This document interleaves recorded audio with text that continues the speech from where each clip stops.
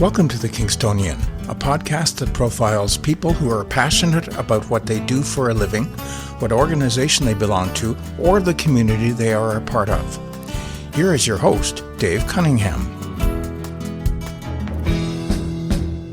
Welcome to the Kingstonian podcast, where I bring you compelling conversations with fascinating people. This time I'm diving into the world of preservation and archives. Did you know that the Queen's University Archives has an incredible collection of records, both paper and digital, not just for the university, but also for the city, the surrounding area, and even Canadian icons and everyday individuals? To help us understand how all of this works, I sat down with Jeremy Heil, the acting university archivist and associate university librarian at Queen's. Together we explore his passion for preserving history, the archive's treasures, and a magical project he'd love to bring to life if given the chance. Recorded in early December 2024, this episode offers a fascinating glimpse into the world of archives and the stories they hold. Here is my conversation with Jeremy Heil. Jeremy, welcome, and thank you for participating in the podcast. Well, thank you very much, Dave. I appreciate it. I have an interest in preserving history in general, and must confess that one of the reasons I wanted to sit down and talk with you is that I would imagine a lot of folks listening volunteer with a small museum somewhere, and we're all looking for ways to help make the museum a better place to visit, whether it's digitally or in person. So let's start with this. What is an archivist? My role at Queen's University is that I collect and preserve the recorded history of communities, of individuals, of the institution, pretty much of anything that we want to maintain a memory of for the future as evidence of the past. So typically archives are distinguished from museums by not having as much three-dimensional objects. It's mainly two-dimensional history, or nowadays more digital history. So we get a lot of digital objects coming in. My own job is as digital archivist, so I'm the one who is responsible for getting Word documents and PDFs and databases and all of that for future use. So and then our job, of course, is to preserve it. So archives are forever. So once it comes into the archives, we've determined that it has historical value. We want to make sure that we are doing everything that we can to make sure that in 100 years from now, that you'll still be able to access it, that you'll still be able to look back and say, this happened at this date, and this is the official word and the authoritative word of the individuals who were involved. People who were there for an event.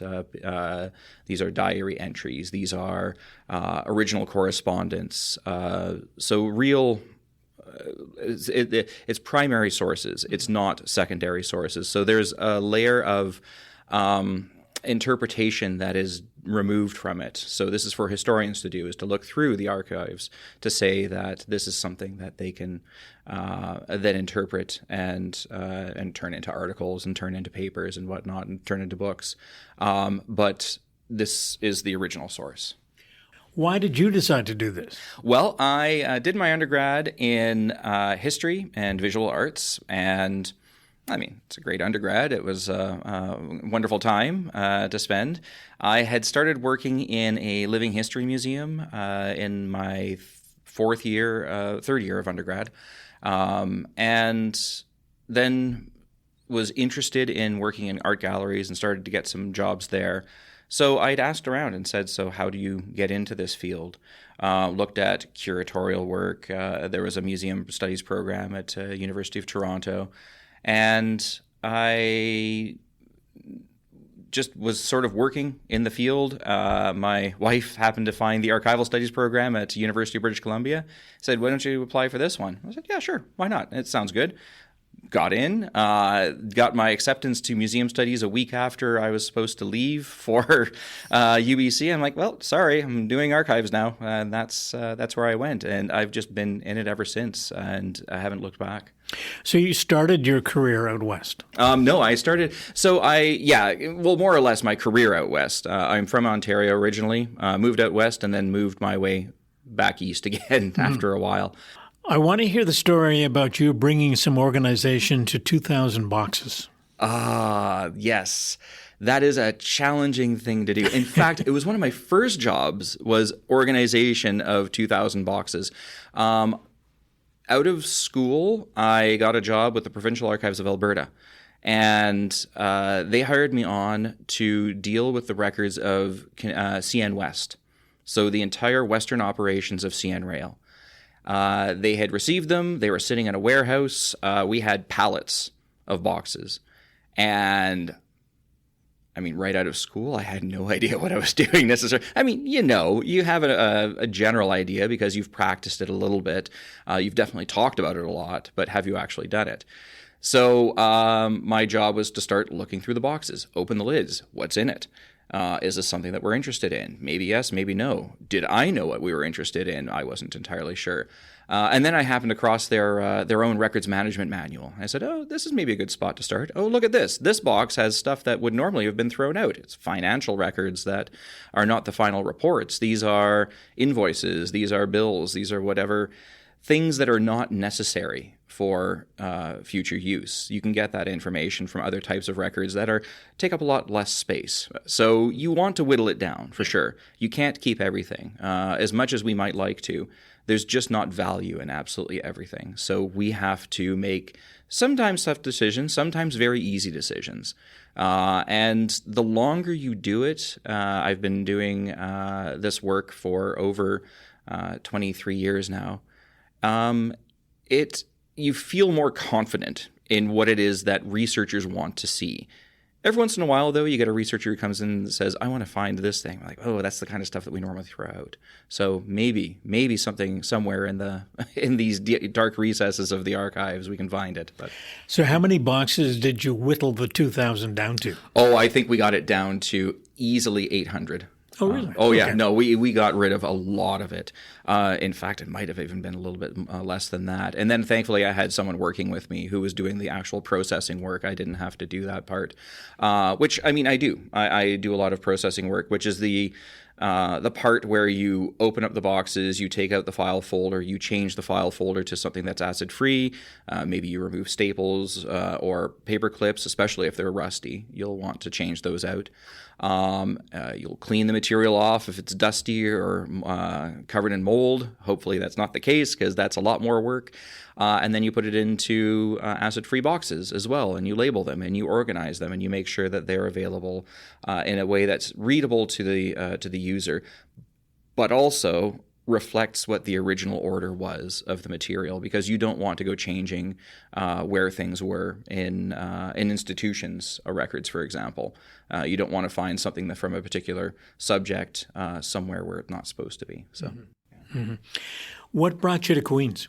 So it was a job, as it was. I was on a contract with the Provincial Archives of Alberta, and this was a 2-year contract with a possibility of extension. Paid well enough, especially for a job coming out of out of school. And this job came up, for permanent, full-time, and was pretty much written, I felt, for me in some ways. It was technical services archivist at the time, and I had a background in computers. Nothing formal, but certainly I'd done work with computers a lot. I was very comfortable in a technical environment. I was usually the one called on anywhere I went to, fix the printer and do whatever else. And so I applied. They flew me out here. I made a presentation relating to putting descriptions of archival records online, and got the job. So packed up and drove across the country from Edmonton to Kingston. That was a drive. Hopefully it wasn't in wintertime. Thankfully, no. It was in May. Okay. So there was still a fair amount of fog. I remember going into Winnipeg. There's still ice in the water. It wasn't quite all cleared up yet. And that was like a single day, Edmonton to Winnipeg. We drove. So Now, we talked a little bit about some of the things that are in the archives here. So it's not just material pertaining to the university itself. Not at all, no. In fact, we have a really broad mandate for Queen's University Archives. We are the institution, we hold the institutional record for Queen's University, but we also hold records related to the region. So the city of Kingston maintains their records here. A lot of community groups maintain their records here. Local people of note from Kingston. Actually, you know what? I should backtrack. We don't want to say people of note because that has been the past. Now, we would like to see more records from more everyday individuals. And we do have like sets of diaries from like someone who lived on a farm on Wolf Island. And that's all they did. They worked on a farm, but it was their daily life. And that's the kind of thing that a lot of researchers want to see now. It's not just the who's who of Canadian politics, for example. So yeah, we have that for local. But then our mandate extends to supporting the faculty research interests. So that means that we can collect pretty much anything and do. So we have tons of records from artists, from authors. We have probably one of the strongest collections of 20th century and late 19th century Canadian authors in Canada, stored here at Queen's University Archives. We have political papers. So we hold the NDP and Liberal parties of Ontario have their papers with us. Lots of politicians, many, I guess, policy individuals. We have former ministers that have their papers with us. And so that comes with a lot of what they did during their life as well. And sometimes it really crosses along a lot of key points of Canadian history and beyond.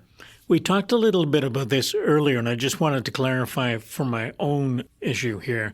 The business of the things that you do collect, so you're collecting paper and you're collecting digital, but you don't collect physical articles. Like typically, badges no. or... Yeah. It's not to say that they don't come in. I mean, I would be... I certainly wouldn't be. It would be disingenuous of me to say that we don't have that material, because sometimes there's nowhere else for it. There is no official Kingston Museum. There's no official Queen's Museum. So those kinds of things do come into us from time to time. I know that there are other institutions that will also take some of this material. So, I mean, if it's related to marine history, I would assume that the Marine Museum is going to take that. If it's related to woodworking, you'll find it at the McLaughlin Woodworking Museum.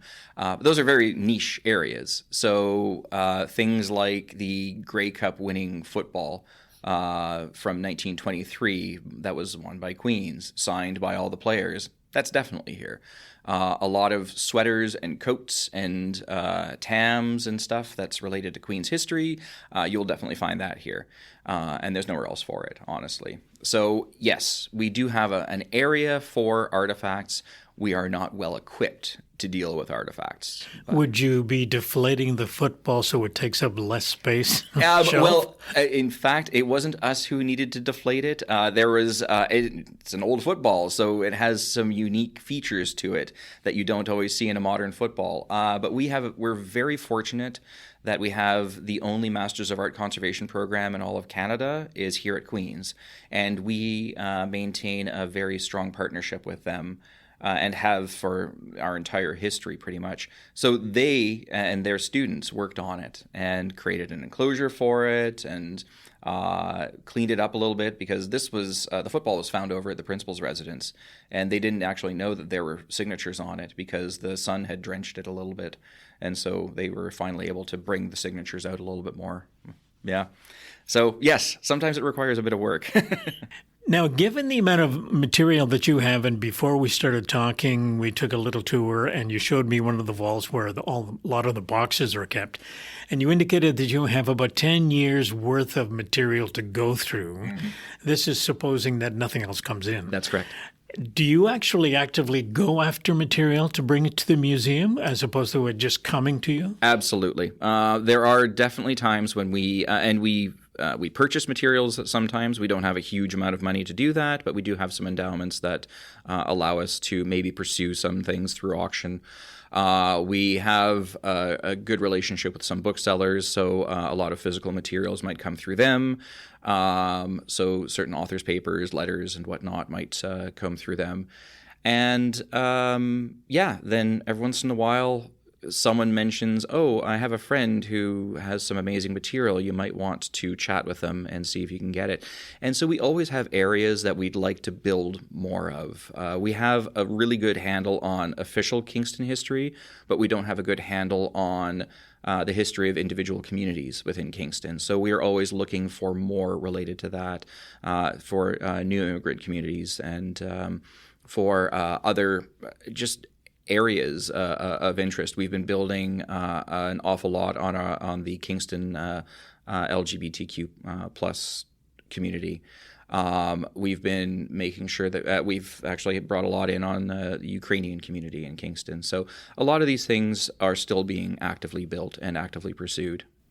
How do you decide what materials have historical value that you want to keep? Mm-hmm. That's a tough one because it's not always cut and dried. And I suppose it's if we haven't seen it before, yet it fills a gap in our knowledge of local history or of Canadian history, then that's the kind of thing that we would want to hold on to. So when you're looking through a set of boxes, you don't want to necessarily keep a bunch of photocopies that you know could be found somewhere else. We don't want to keep a ton of articles that are cut out from a magazine because you can just find the magazines. But if this is original material that's handwritten, or is typed or whatever, and it has the content itself has value. You can see that there is thought put into something. That it's probably better to hold on to that material than it is not to. Yeah. So given the kind of material that you tend to accumulate, you don't often run into the problem of duplicates. Mm-hmm. Sometimes yes, sometimes no. And it depends on the kind of material that we're bringing in. So we have a lot of publishers' papers too. And sometimes, this is a fun one because one of the first ones that I ever processed while I was here and acquired was a local press. And I was unsure what had value in a publisher's papers. So you'd figure drafts of a manuscript, that has value. And I'm correct on that one. So I kept all of those. But then if you're familiar with the publishing process, you end up with proofs before you start printing. How much do you want to keep related to a proof? Well, I suppose if it's a bestseller, it's something that people had wanted to, has a lot of value to individuals as a collector's item, you might hold on to more. But we also don't want to hold on to too much of it. And it has no value at that point anyway, because all you're doing is saying there's a comma in the wrong place. No one cares, honestly. And so it just takes up space in our vaults. And we don't have that much space to play with, honestly. So we need to be judicious with it. What kinds of materials do you personally like to work with? Well, I mean, I'm a digital archivist, so I am happy to work with digital materials. I love sound materials, audio, and actually video, too, for that matter. I like the... I'm more of a problem solver. I like the idea of having something in front of me that I have never seen before and then trying to figure out how to access it. That is certainly not everyone's forte, so I'm glad I have that because most people just hand it to me anyway and say, I don't know what to do with this. Could you figure it out? The 5 1/4 inch floppy. I've got a drive for that, so I can figure it out and will figure it out. So that's what I like. And that doesn't get into the content itself.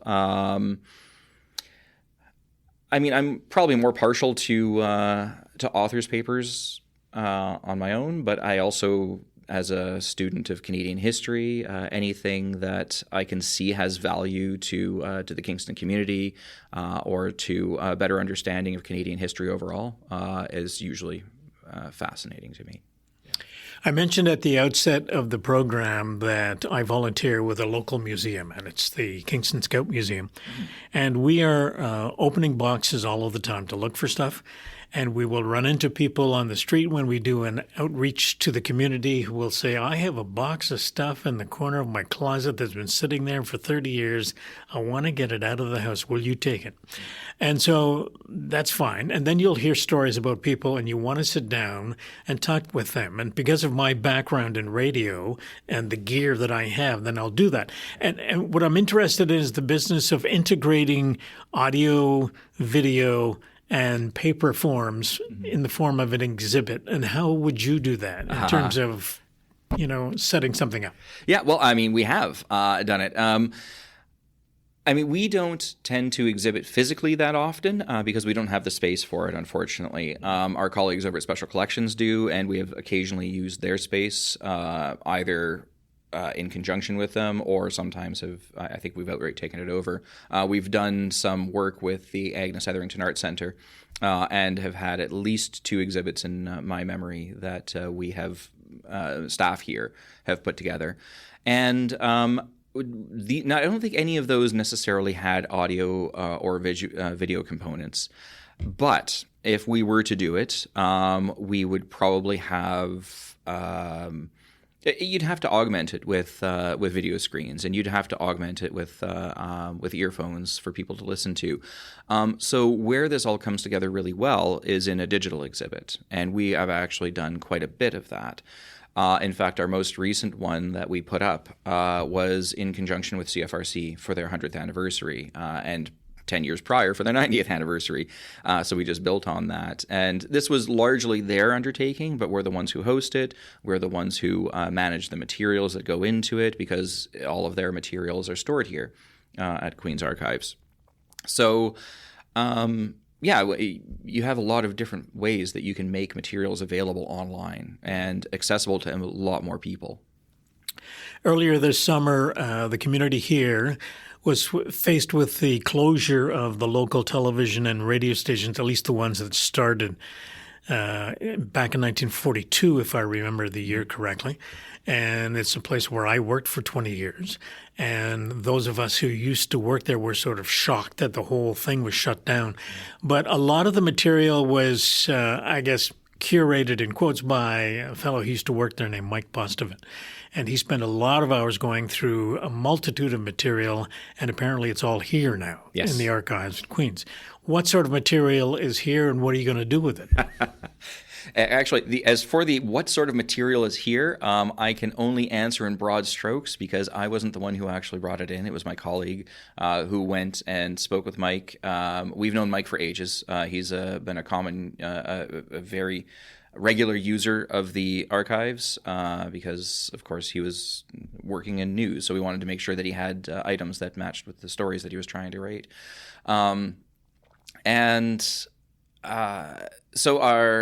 As far as I know, the 96 boxes that we have are all manner of video, original content, newsreels. I think some things that didn't make it to air necessarily, but things that had been recorded, interviews with people, things like this. If this were videotaped, for example, you would get all the outtakes too, which is kind of fun. Honestly, I like that. I like the outtakes. Sometimes that are better than absolutely the end product. Yeah, that's right. That's right. So, yeah, it's a lot of material, and it's going to take some time to go through. Now, as I understand it, they also have a database dating back to maybe 2000 that has a listing of all of these different assets. So hopefully, if we can get access to a listing of all of that, it helps us process a lot better. We also made some selections on site. We didn't take absolutely everything that was there because there were definitely things that are copies or maybe they were syndicated programs that were sent by tape. We don't need that because that's kept by somebody else. But yeah, we also got the original recordings for Harrigan too. Came in with it. Oh, really? Yes, that was also part of it. I thought they were gone. Nope, they're still there. Oh. Yeah, I don't know if the entire series is there, but I know that we definitely have some elements of it. Does Barry Dale know that? I don't know. I don't know. So anyway, we are holding on to it. We will be processing it in the next year, probably beyond that, because it might take a little bit longer than that. And then we still have to get some equipment in here to be able to play all of the formats. And we do partner with the colleagues in film and media studies, and they have equipment that we don't have, although we also have some equipment they don't have. So they are always welcome to come to us, and perhaps will in the future, I'm sure, if they ever have things. Not that they hold on to a lot of old formats on their own. They're dealing in, modern filmmaking. We were dealing definitely in the history of it throughout all time. So you talk about the stories of going through some of the material. After the station had closed, a few of us went over to the station to have one last look before it shut down completely. And Sheila Rogers, who is now the Chancellor at Queen's and a former employee of CKWS, was part of that group, and I was part of that group, and we were looking at some of the old stuff that Mike had found and was playing for us. And there was one particular tape where Sheila was on the screen, and her comment was, "I don't remember ever being a blonde." And so there were some surprises that came out of that little review of some of the material. Digital records, do they have a monetary value? Yes. How do you figure that out? I'm glad you asked that question because I just so happen to have been researching this for the past 5+ years. That's why I asked the question. I know.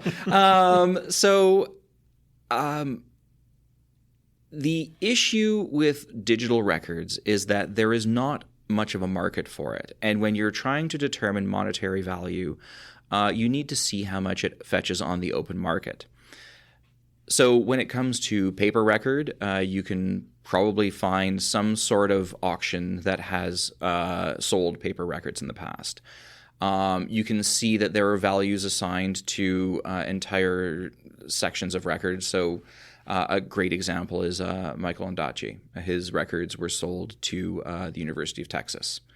And within it, there were digital records, of course, because he's still an active writer and still has materials that he's creating.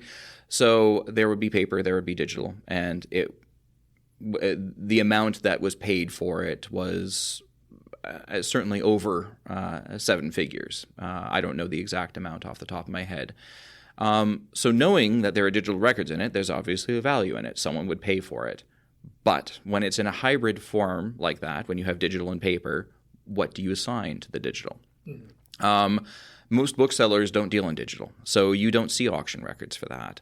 They won't come up at Sotheby's or something like that, at least not now. So the closest we can get to that is how much does digital art sell for?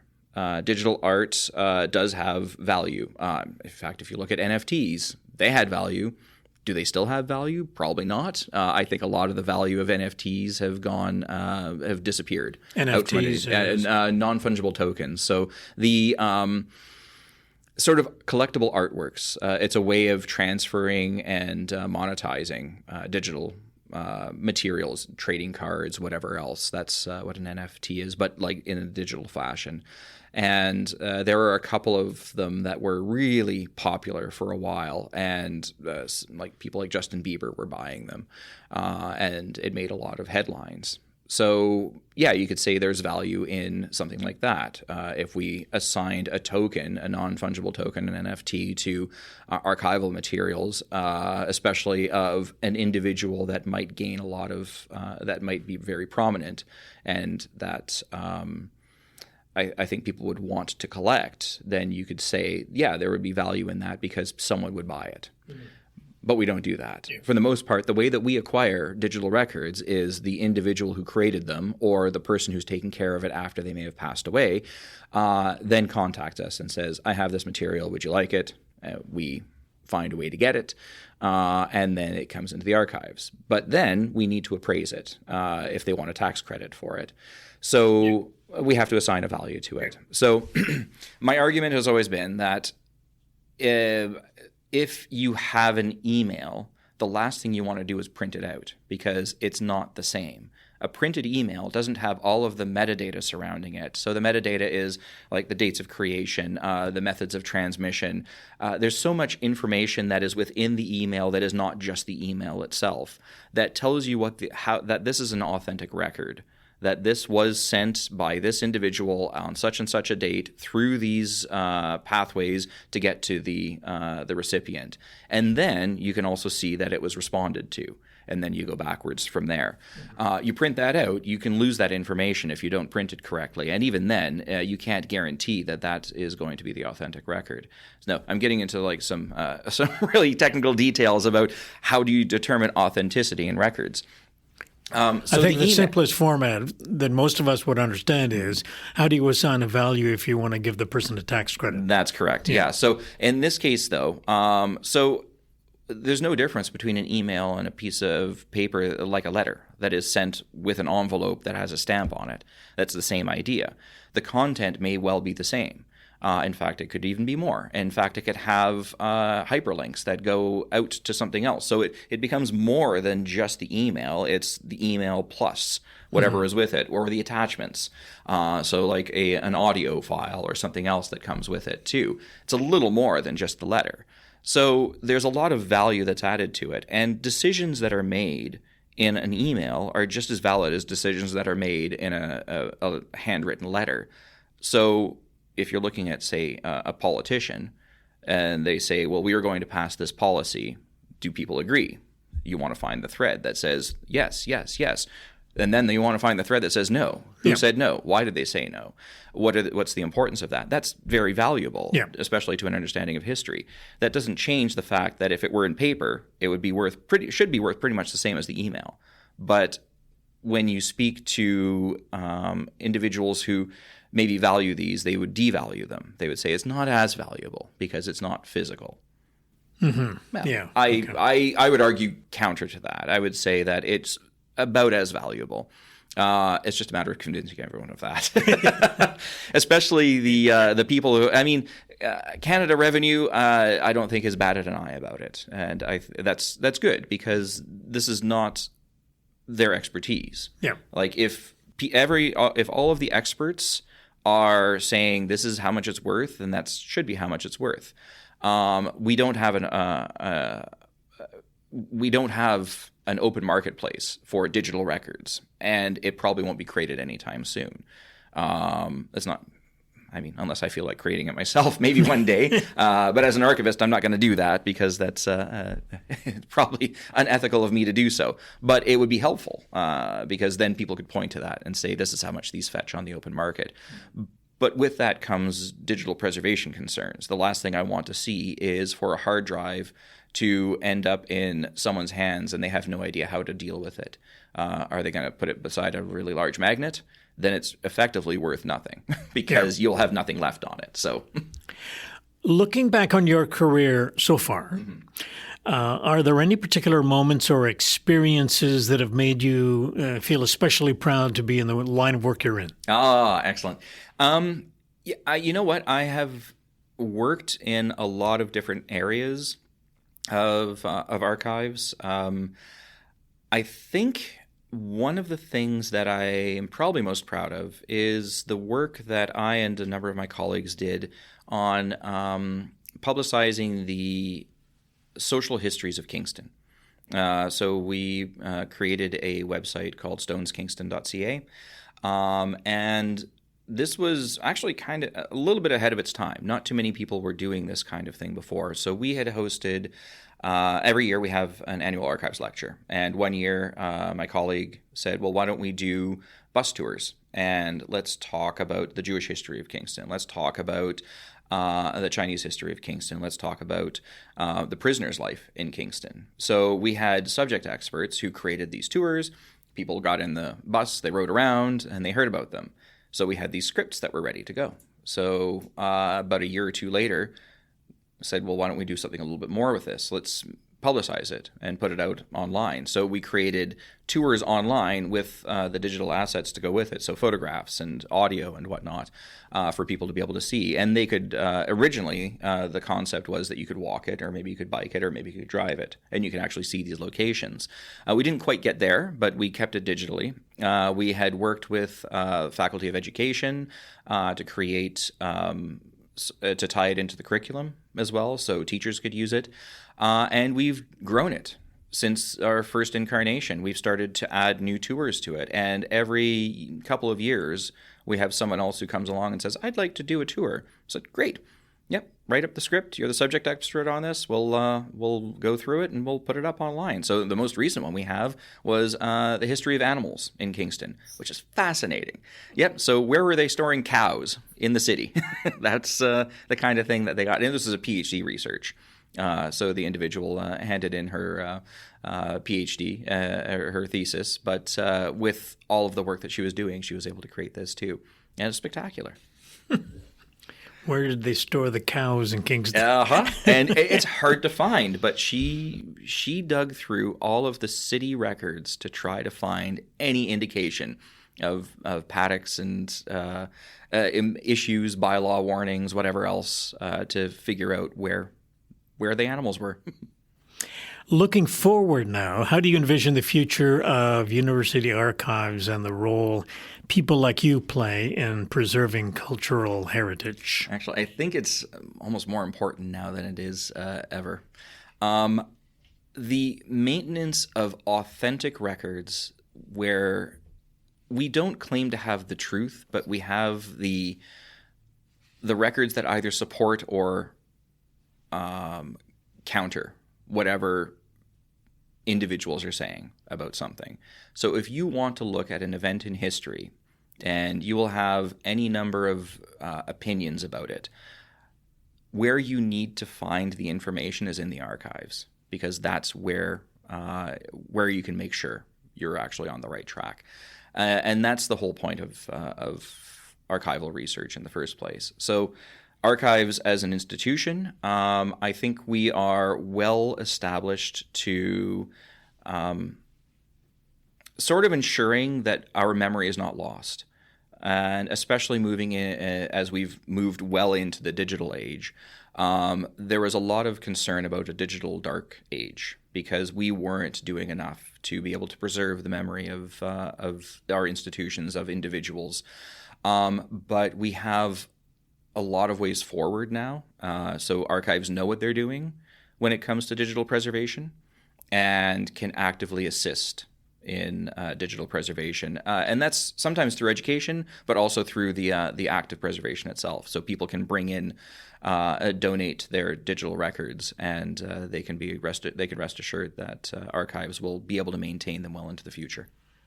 Let's go back to paper records for a second, because when we were preparing to sit down and chat, we were talking about the boxes and boxes and boxes of stuff you have in vaults in this building and in other buildings around campus. If you look down the road 10 years, I mean, you are still preserving boxes and boxes of stuff, and the stuff that you have isn't going anywhere. Where's the limit here in terms of space? We've reached our limit, honestly. So we do need more space. I could put in a plug here for should anyone wish to support the archives.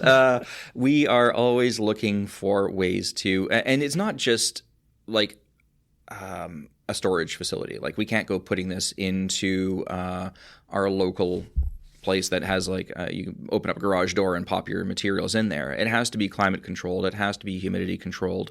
It has to be secure. So this is purpose-built for archives. Effectively, the best way is a building within a building so that you have that buffer between the outside and the inside, that you can maintain your appropriate temperatures in the vaults, even if the electricity goes out and your HVAC system goes down, that you have time before something will go awry within the space of the vault. So yeah, we need that. We have mused about what is the best way forward. In fact, since I've been here at Queen's Archives, we've officially we were supposed to have moved 3 times. once into prison for women. So that, of course, didn't come to be. Once into Douglas Library, that also didn't come to be. And a lot of this revolves around the money that it takes to retrofit old buildings to work for archives. So what you need is a brand new building, a box, basically. You don't have to even have windows on it. You have the materials in it. Or an addition to this building, perhaps, is another option. So these are things that we are actively pursuing and talking about. Whether we have people who are willing to fund it at the university or in the community or anywhere else is yet another question. So, but we know we need the space. Generally speaking, if we look outside the university here, at some particular point, you are going to have way too many boxes for the amount of storage capability you will have down the road. Is the long-term plan, or do you think the long-term plan would be to take the paper records and digitize those so that you don't have to store all the paper? We have been asked this question before, and in short, the answer is no, and there's a reason for that. In the past, a lot of large archives, federal archives and state or provincial archives throughout the entire world realized that they had too much paper, so they took this paper and they microfilmed it. Once you started looking at the microfilm, you realized that the people who were doing the microfilming were missing pages. They were folding them. They were missing entire swaths of information. But the problem was that they took the original records and turfed them. They're in landfills, they were burned, they were whatever. So they assumed that the microfilm would be the authoritative version. Well, the authoritative version is now corrupted because it was missing information. So we, as a rule here at Queen's Archives and many other archives as well, have said we do not want to throw out the original record. The original record is the original record. We are creating surrogates of it by digitizing it. We are making it available to people, but if there's a problem with it, you can always go back to the original. So, yes, like I said, in short, no, we have no intention of doing that. Sometimes, though, we do have to do that when it comes to certain video formats, for example. Sometimes the older formats from the 1980s start to peel, and you have to bake them to fix it back to the binder to be able to play it once. But then once you've done that, it's useless. It's a brick. So you can turf those. So yeah, it can happen, but generally no. Last question. Let's wave a wand here. Sure. And if you could preserve any one document, object, or historical moment, what would it be? That is a tough one. Well, oh gosh, that's pie in the sky. If I could think about what on earth would I want to preserve? You know, I think if we were to do that, I would...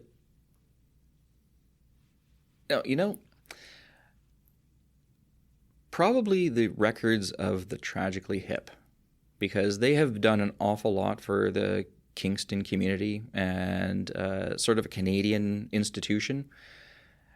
And we have some records related to them. We have the records of their original manager. So we had some recordings, we had some video. In fact, we digitized some of the video for the most recent documentary that was done on them.